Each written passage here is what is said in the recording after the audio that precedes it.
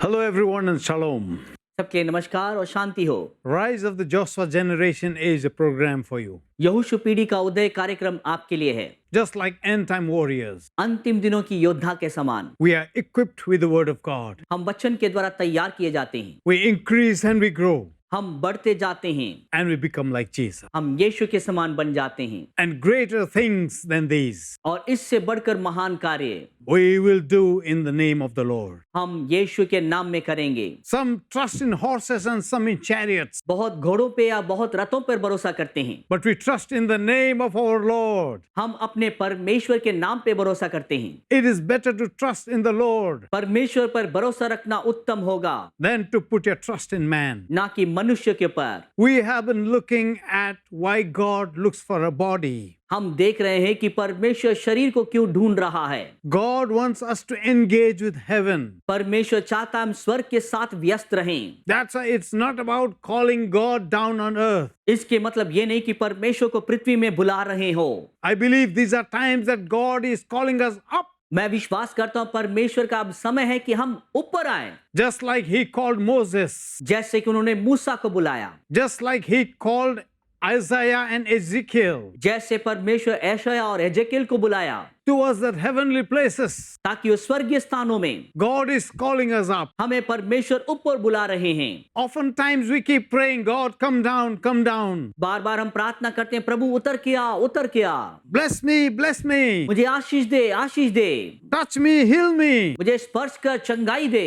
But now the paradigm is shifted. मगर अब ये समय बदल रहा है। God is telling you and me, come up, परमेश्वर आपसे और हमसे कहता है कि ऊपर आओ, and you will see what I have to show to this generation. तुम देखने पाओगे कि इस पीढ़ी के लिए मैं क्या दिखाने पर हूँ। Because God wants to show what He has in His heart for this generation. क्योंकि परमेश्वर दिखाना चाहता है कि इस पीढ़ी के लिए उसके हृदय में क्या है। Heaven wants to engage with you and me. स्वर्ग आपके और मेरे साथ मिलकर कार्य करना चाहता है। Your engagement with heaven determines your responsibility here on earth. आपकी उस स्वर्ग के साथ मिलन इस पृथ्वी के ऊपर आपकी जिम्मेदारी को दर्शाता है। How much are you engaging yourself with heaven? कितना तक आप स्वर्ग के साथ अपने आप को व्यस्त रखते हैं। A man who's spiritually minded always talks about the things from above. जो व्यक्ति आत्मिक मन में रहता है कि वो बातें जो ऊंचाई से आता है उसी के विषय में बात करता है। Romans chapter 8 verses 5 to 7 says, Romeo 8 अध्याय के 5 से 7 पद कहता है,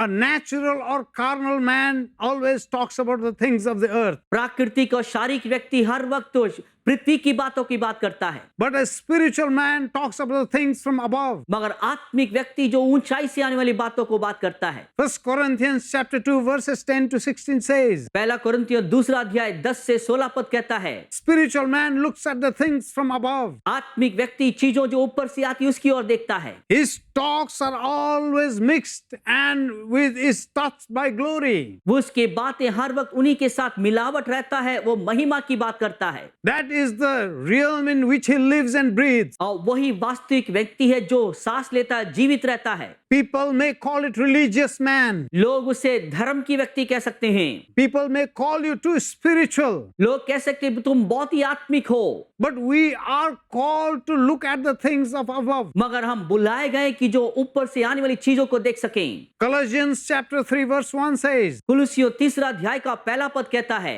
if you are born from above, अगर आप ऊंचाई से जन्म लिए हो, set your eyes on the things that are from above. इसलिए अपने नजरों को जो ऊंचाई से आता है उस पर लगाए। God has not called us just to collect some spiritual experiences while we are here on earth. परमेश्वर ने इसलिए नहीं बुलाया जब इस पृथ्वी में है कुछ आत्मिक अनुभव को हम बटोर लें। But what happens with the experiences that God is giving you? मगर जो अनुभव परमेश्वर दे रहा है उसके साथ क्या होने वाला है, It determines the responsibility that God wants to give you here on earth. वो निर्णय लेता है कि जो जिम्मेदारी जो परमेश्वर इस पृथ्वी में आपको देने वाला है उसके ऊपर। Isaiah was taken to the throne room. ऐशाया को वो सिंहासन के कक्ष में ले आया गया। It was not just a fun ride. वो सिर्फ एक मनोरंजक यात्रा नहीं था। Many times we have spiritual experiences, कई बार आत्मिक अनुभवों को पाते हैं, but it stops after that. मगर उसके बाद वो रुक जाता है। We think that God has taken us for a fun ride. हम सोचते हैं कि मजेदार यात्रा में प्रभु लेके गया है।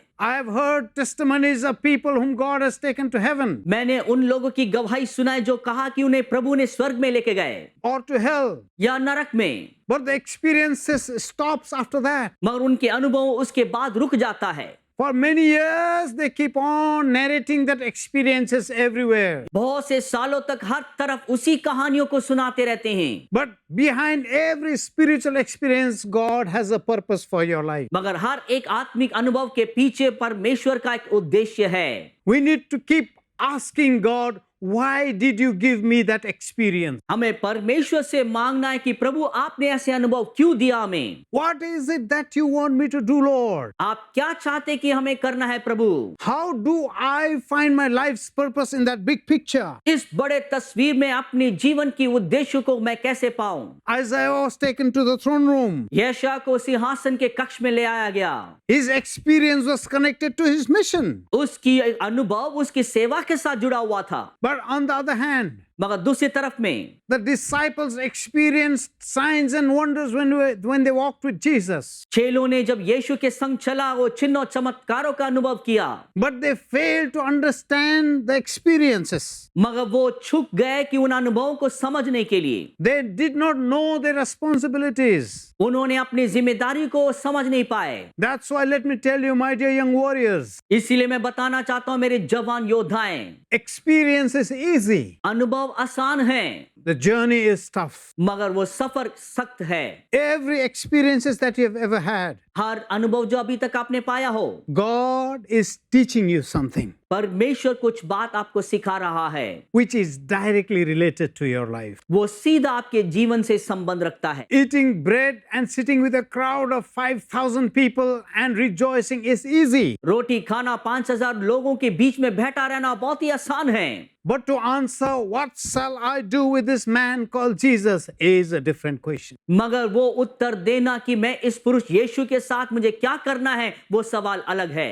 There will come a time in our life हमारे जीवन में ऐसे समय आएगा when every one of us have to answer this question. हर एक को इस सवाल का उत्तर देना पड़ेगा। What do you want me to do with a man called Jesus? आप क्या चाहते हैं कि हम इस यीशु के साथ हम क्या करें? It's more than experience, my dear brothers and sisters. प्रिय भाइयों बहनों, ये अनुभव से भी बढ़कर है। What are you doing with a man called Jesus in your life? अपने जीवन में जो पुरुष यीशु के साथ आप क्या कर रहे हैं? We may have had experiences. हो सकता हमारे पास अनुभव हो, We may have experienced miracles. हो सकता चमत्कारों के अनुभव किए हो, All the good things that Christianity has to offer. हर एक भले काम जो मसीहत आपके लिए दिया हो, All the religious activities that we are doing. हर एक धार्मिक कार्य जो हम कर रहे हैं, In the midst of all those things, इन सारे चीजों के बीच में God is asking you and me, परमेश्वर आपसे और मुझसे पूछते हैं, what shall I do with Jesus? मुझे क्या करना है यीशु के साथ? The crowd had a feast of the bread that Jesus multiplied. यीशु ने जिस रोटी को बढ़ाया उसमें भीड़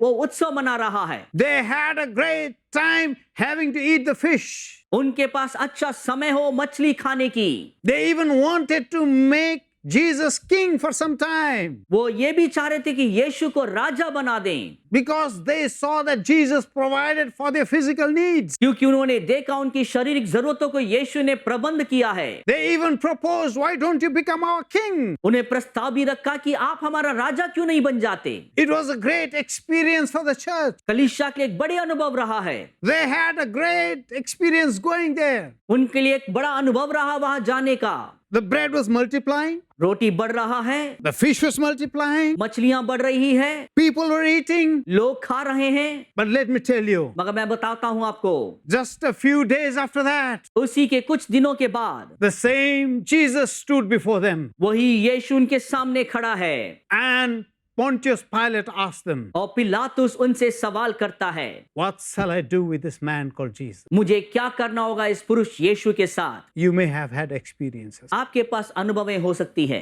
but what are you doing with this man called Jesus? मगर इस यीशु के साथ आप क्या कर रहे हैं? The very same crowd shouted, वही भीड़ फिर से चिल्लाई, crucify him! उसे क्रूस पे चढ़ा दो, Crucify him! क्रूस पे चढ़ा दो। My dear brothers and sisters, प्रिय भाइयों बहनों, in spite of all our experiences, हमारे सारे अनुभवों से बावजूद we may never understand the purpose of God in our life. हम कभी परमेश्वर के मकसद को अपने जीवन में समझ नहीं पाते हैं। We all want experiences, हम सब अनुभवों को चाहते हैं, but we are not ready to take the responsibility. मगर हम तैयार नहीं है जिम्मेदारी को उठाने की। There is always a thin veil between experience and responsibility. हर वक्त अनुभव और जिम्मेदारी के बीच में एक पतला सा पर्दा है। God was not speaking to Isaiah that day, परमेश्वर उस दिन यशायाह से बात नहीं कर रहा है, but he was speaking to Isaiah. मगर वो यशायाह से ही बात कर रहे हैं। I mean, he was not directly addressing Isaiah. मगर वो सीधा यशायाह के लिए नहीं कह रहा है। He brought Isaiah up to his place. उन्होंने यशायाह को अपने स्थान में उठाया Isaiah was made to hear what God was discussing in his council. और यशायाह को भी सुनना पड़ेगा कि वो परमेश्वर अपने सलाह में क्या कह रहे हैं। It was a general question. ये एक सामान्य सवाल था, Whom shall I send? किसको मैं भेजूं? Who will go for us? हमारे लिए कौन जाएगा? In every spiritual experiences that we cultivate, हर एक आत्मिक अनुभव जो हमारे अंदर उत्पन्न होता है, I see the Spirit of the Lord asking, मैं देख पाता हूं कि परमेश्वर की आत्मा पूछते हैं, Whom shall I send? किसको मैं भेजूं? Who will go for us? हमारे लिए कौन जाएगा? My dear brothers and sisters, मेरे प्रिय भाइयों बहनों, every revelation, हर एक प्रकाशन, every spiritual experience हर एक आत्मिक अनुभव will take you nearer to your destiny. वो आपके गंतव्य के नजदीक ले जाएगा। We all love wonderful experiences, हम सब अच्छे अनुभव को पसंद करते हैं, but God is asking, मगर परमेश्वर पूछते हैं, Are you willing to go further? क्या तुम इच्छुक हो आगे बढ़ने के लिए? Are you willing to go further? क्या इच्छुक हो आगे बढ़ने के लिए? Are you willing to deny yourself and take up the cross? अपने आप को त्याग कर क्रूस उठाने के लिए तैयार हो? And as we draw nearer and nearer to His purpose for our lives, उसके जीवन जो हमारे जीवन के लिए है, उसके करीब जितना हम जाते हैं, let me tell you, my dear young warriors, प्रिय जवान योद्धाओं, मैं बताना चाहता हूँ, a very wonderful thing happens in our life. बहुत ही अद्भुत बात हमारे जीवन में होता है। God will begin to remove the veil that covers our life. परमेश्वर उस पर्दे को हटाएगा जो हमारे जीवन को ढकता है। One by one, the curtains are drawn. एक एक करके पर्दे हटाए जाएंगे। And what we have been seeing dimly all these years जो अब तक इतने सालों से धुंधला दिखता आ रहा है, will become more clearer day by day. प्रतिरोज वो हमारे लिए स्पष्ट होता जाएगा। My dear brothers and sisters, मेरे प्रिय भाइयों बहनों, for many of us, बहुतों के लिए we have heard God speaking in our lives. हमने सुना है कि परमेश्वर हमारे जीवन में बात करता है। Once upon a time, एक समय पर God did miracle in your family. आपके परिवार में परमेश्वर ने चमत्कार किया। Once upon a time, एक समय पर God healed you from your sickness. आपके बीमारी से परमेश्वर ने चंगाई दिया। Once upon a time, एक समय पर God provided for your family. आपके परिवार के परमेश्वर ने प्रबंध किया। Once upon a time, एक समय पर God listened to your prayers. परमेश्वर ने आपकी प्रार्थना को सुना। But that is not all. मगर वो उतना ही नहीं, That was just the beginning of your journey with Christ. मगर वो आपकी जो सफर यीशु के साथ था उसकी शुरुआत था। God wanted to take you higher. परमेश्वर आपको और ऊंचा ले जाना चाहता है। In the Old Testament, the glory of the Lord used to move, पुराने नियम में परमेश्वर की महिमा वो चलता था, just like the clouds. एक बादल के समान। His glory cloud moved. उसकी महिमा का बादल हिला। And as soon as the Israelites saw the cloud moving, जैसे ही इस्राएलियों ने बादल को चलता हुआ देखा, they had to take up their tents. वो अपने तंबू को निकाल देते थे। They had to move with the cloud. उन्हें उस बादल के साथ साथ चलना पड़ा। The glory cloud of God is moving. परमेश्वर की बादल वाली महिमा हिल रहा है। The cloud is taking us from one glory to the next. वो बादल एक महिमा से दूसरी महिमा में ले जा रहा है। Now the danger with spiritual experiences is this. आत्मिक अनुभव में खतरा ये है, When the glory moves, जब ये महिमा चलता है, you and I are called to move along with that. आप और हम बुलाए गए कि उसके साथ साथ चलने पाए। But we have our good place. मगर हमारे लिए एक अच्छा स्थान अपना है। We create a place of comfort. हम अपने आराम का स्थान को तैयार किए हैं। We don't want to move ahead. हम आगे नहीं बढ़ना चाहते हैं। And we want to stay in that same old place. उस पुराने स्थान में ही हम रुकना चाहते हैं। It's okay. ये तो ठीक है, You can stay in that same old place. उसी पुराने स्थान में रह सकते हैं। But let me tell you, मगर मैं आपको बताऊं, there is no life where the Spirit of God is not present. जहां परमेश्वर की आत्मा उपस्थित नहीं है, वहां जीवन नहीं है। Where there is Jesus, there is life. जहां यीशु है, वहां जीवन है। When Jesus moves, जब यीशु चलते हैं, and we don't move, अगर हम ना चलें, we will be collecting all the dead things in life. हम सिर्फ मृतक बातों को बटोरते रहेंगे। We will be collecting things that are devoid of glory. वो बातों को बटोरेंगे जो महिमा से रहित हो चुका है। You know, Abraham was one of the richest men of his times. Abraham उनके समय पर एक धनी व्यक्ति था। To get his son married, he sent 10 camels full of gold and silver jewelries. अपने बेटे की शादी करवाने के लिए उसने 10 ऊंटों को बड़े सोने चांदियों से भर के भेजा। And 10 camels carry a very heavy load of gold and silvers. 10 ऊंट बड़े बोझ का सोने और चांदियों को उठा के चला है। He was a rich man, वो एक बड़े धनी व्यक्ति था, but he never built a permanent home. मगर अपने लिए एक स्थायी घर नहीं बनाया। The Bible says he lived in tents Bible बताता है कि वो तंबू में रहता था, because in the book of Hebrews, क्योंकि इब्रानियों की पत्री में पढ़ते हैं, the word of God says, परमेश्वर का वचन कहता है, Abraham was looking for a city Abraham उस नगर की खोज में था whose founder and builder is God himself. जिसकी स्थापक बनाने वाला परमेश्वर स्वयं है। Abraham knew that the moment the glory of God moved, Abraham जानता था जिस क्षण वो महिमा चले he had to move. उसे भी चलना पड़ेगा। That's why he dwelt in tents. इसी वजह से वो तंबू में रहता था। My dear brothers and sisters, मेरे प्रिय भाइयों बहनों, have we become like Abraham? क्या आप अब्राहम के समान बन गए हैं? Stop building a permanent place to stay. अपने लिए स्थायी स्थान बनाना बंद करें। I don't mean this physical material world, मैं शारीरिक या भौतिक बातों को नहीं बता रहा हूँ। but if God calls you अगर परमेश्वर आपको बुलाया है to the next level of glory, महिमा के अगले स्तर के लिए, are you ready to dismantle your tent क्या आप तैयार है कि अपने तंबू को उखाड़ने के लिए and then move with God? कि और परमेश्वर के साथ चलने लग जाएं? That is when you become partakers of greater glory. तब ही वो महान महिमा का भागीदारी बनते हैं। I would like to pray for these young people. मैं इन जवान लोगों के लिए प्रार्थना करना चाहता हूँ। I want to pray for this young group of people इस जवान झुंड के लिए मैं प्रार्थना करना चाहता हूँ, whose hearts are praying like this. जिनके हृदय इस प्रकार प्रार्थना कर रहा है, Lord, enough. प्रभु काफी है, I have lived enough in this place. इस स्थान में रहकर मुझे काफी हो चुका है। I don't experience the freshness of your glory. आपकी महिमा की ताजगी में अनुभव नहीं कर पा रहा हूँ। I have had enough of doing these things over and over again. इन बातों को बार बार कर करके मैं थक चुका हूँ। I have enough of living this dead life. इस मृतक जीवन जी जी के थक चुका हूँ। Take me to the next level of glory. महिमा के दूसरे स्तर में ले जाइए। To them, the Lord says, उनके लिए प्रभु कहते हैं, destroy your tents. अपने तंबू को तोड़ डालें, Take away your tents. अपने तंबू को उखाड़ दें। Come.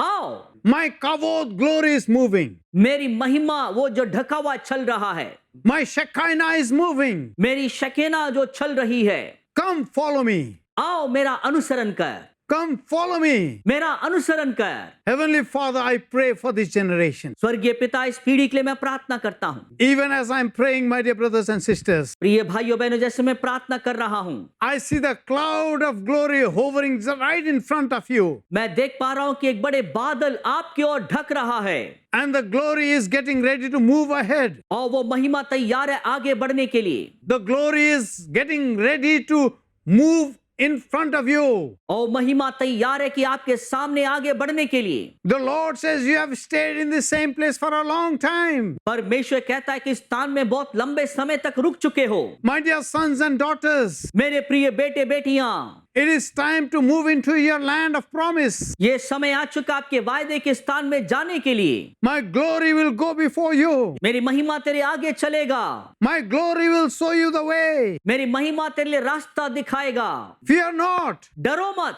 You have not walked this path before. और इस मार्ग में पहले तुमने नहीं चला है। But the Lord says, I will lead you and I will guide you. मगर प्रभु कहता मैं तुम्हें अगुवाई दूंगा, चलाऊंगा। The Lord says, come, my dear sons and daughters. प्रभु कहता मेरे प्रिय बेटे बेटी आओ, Rise up, जाग उठो, for your light has come. तेरी ज्योति आ चुका है। There is glory coming. महिमा आ रहा है। And I see that glory is taking a hands right now. अब मैं देख पाता हूँ महिमा अपने वश में ले रहा है। I see a hand of light holding your hands right now. अब देख पाता एक बिजली की हाथ आपके हाथ को पकड़ रहा है And that hand is raising you up. और वो हाथ आपको ऊपर उठा रहा है And the hand of the Lord says, I will lead you and guide you. और परमेश्वर का वास कहता मैं तुम्हें चलाऊंगा और मार्गदर्शन करूंगा। Move from experiences to responsibility. अपने अनुभव से जिम्मेदारी की ओर आगे बढ़ें। The Lord says, प्रभु कहते हैं come my dear sons and daughters. आओ मेरे बेटे बेटियां, Come and move with me. आओ मेरे साथ चलो, And I will show you great glory. बड़े महिमा मैं तुम्हें दिखाऊंगा। Father, I pray पिता मैं प्रार्थना करता हूँ in the name of Jesus. यीशु के नाम में A great glory will lead and guide your children right now. बड़े महिमा आपके बच्चों को अगुवाई दे। They will not turn to the left or to the right. वो ना दाएं व बाएं मुड़ने पाए, They will move in a straight line एक सीधी कतार में चलेंगे because your spirit is leading them right now. क्योंकि आपकी आत्मा इसी वक्त आपको अगुवाई दे रहा है। They will even move to a place unknown to them. वो ऐसे स्थान में जाएंगे जिसकी वो परिचित नहीं है। Some of you will even leave your families. कुछ लोग अपने परिवार को भी छोड़ देंगे। Some of you will move to unfamiliar lands ऐसे स्थानों में जाएंगे वो अपरिचित स्थान हो because you are willing to move with the glory. क्योंकि आप इच्छुक है कि महिमा के साथ चलने के लिए। Some of you, God will take you away from your known people, कुछ लोगों को अब अपने लोगों से परमेश्वर अलग करेगा, even from your church, अपने कलीसिया से भी। and then He will lead you into a new territory. आपको वो एक नए सीमा में ले चलेगा। Thank you, Father. धन्यवाद पिता, Thank you, Lord. धन्यवाद प्रभु, Thank you, Jesus. धन्यवाद यीशु। In Jesus' name I pray. यीशु के नाम में प्रार्थना मांगता हूँ, Amen. आमीन। My dear young warriors, मेरे प्रिय योद्धाएं, the glory is moving. महिमा चल रहा है। Let's move with glory. आए महिमा के साथ चलें। Shalom. शांति हो। If you are blessed by this program, please send your testimonies and feedbacks to Angel TV, Villivakkam, Chennai 600049, Tamil Nadu, India. Our email ID is programs.hindi@angeltv.org. अगर आप इस कार्यक्रम से आशीषित हैं, तो अपनी गवाही और विचार हमें इस पते पर भेजिए। Angel TV, Villivakkam, Chennai 600049, Tamil Nadu, Bharat. हमारा ईमेल आईडी है programs.hindi@angeltv.org।